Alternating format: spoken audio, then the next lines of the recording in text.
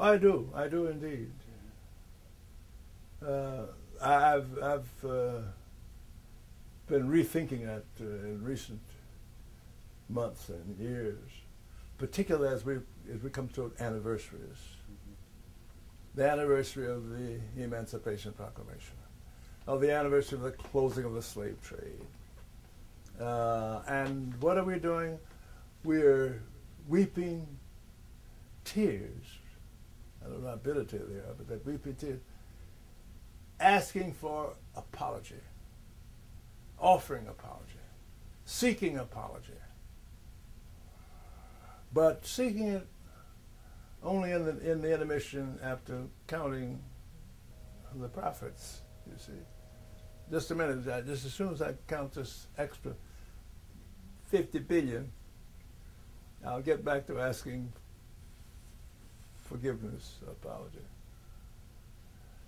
Now, I happen not to be one of the seeking reparations, although I think I'm entitled to vast quantities of reparations, but I'm not seeking. I don't want to dime.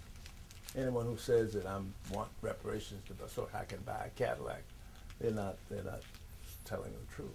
I don't want a Cadillac. I don't want reparations personally.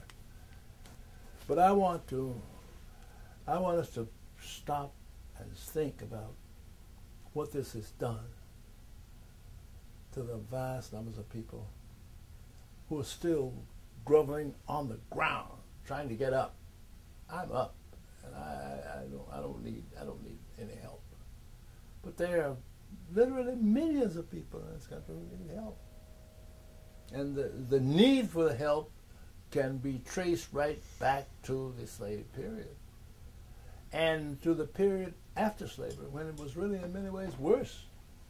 The period of segregation, degradation, the building of the great institutions of segregation in the 1880s, 90s, the early part of the century, the definition of what a Negro is and what is not, the one-drop theory, which could be as bad as, if not worse than, anything Hitler conceived, that Hitler conceived. That's the way we define race in this country. And we need to make amends for all that. We need to make amends for it.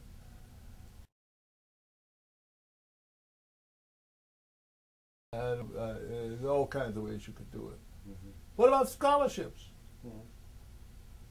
Mm-hmm. What about decent places for people to live?